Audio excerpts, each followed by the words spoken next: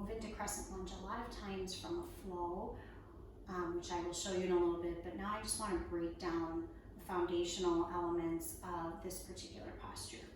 Because it can be a little bit wonky sometimes you feel a little bit unstable. So the key is to find stabilization, to use and recruit the muscles in your body so that you feel nice and strong. So from a low lunge, setting up for your crescent lunge, you want your knee to be either above, directly above your ankle, or slightly behind. You don't want to be here with your knee beyond the plane of your ankle. Talked about that in other tutorials. That's really hard on the knee. Instead of using muscles, you're using your joints, which over time will cause injury in your body, which we do not want. So from your low lunge, begin to rise up. So you can find a little bit of depth here. Kind of just depends on your body. Or you can come back a little bit. You want the right knee bent. It can be at a 90-degree bend or up a little bit more. And then press through your left heel. Keep your back leg nice and active, your quadricep.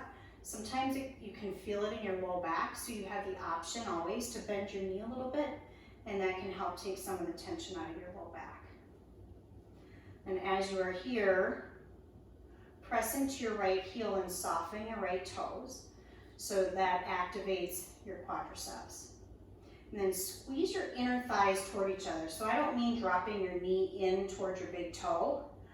Think about it as an engagement through your upper inner thighs, more near your groin. That activation is going to help you stabilize, and all of a sudden you're going to start to feel it in your low belly, which is what you want to be working.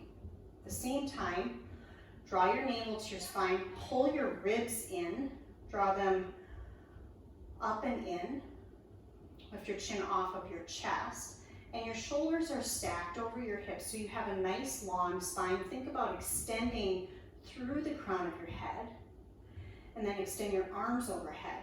So instead of letting your shoulders hike up into your ears, find some softness there. Work your biceps back towards your ears and turn your pinkies inward. That will help activate your triceps.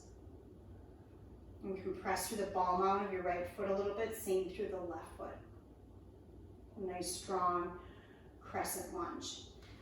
So sometimes what people find when they're in their crescent lunge, and I'll show you from the front side, if your feet are almost right behind each other, that's going to be super unstable. So think about having your feet about hip distance apart in your crescent lunge pose, because then you have a nice wide, not wide, but a stable base from which to activate the posture. So I'll show you in a flow, because oftentimes how in a vinyasa class you get into crescent lunge. So it might look something like this. Inhale, lift your right leg high. Exhale, low lunge. So right here is where you set up your alignment. Be sure your knee and ankle are stacked, and be sure that each foot has its own lane. Again, thinking about hip bone distance apart, not hip distance, but hip bone, which isn't that wide. It's about 6-8 inches or so in most of us. Ignite your core, stabilize through your legs, press into your feet, and rise up. And once you're here, make those adjustments that work in your body. Press into your right heel, the right ball mount of your foot. Activate through your inner thighs. Press through your back heel. Again, you can bend your knee a little bit. Draw your hip bones right here up towards your rib cage. Then draw your ribs in, your belly in. Stack your shoulders over your hips. Biceps back towards your ears. Turn your pinkies in, gaze forward. Find that extension through the crown of your head. And then, of course, the same thing on the other side. Thank you so much for watching. If you have any questions at all, please do not hesitate to reach out at any time. Thank you. Have a lovely day, and namaste.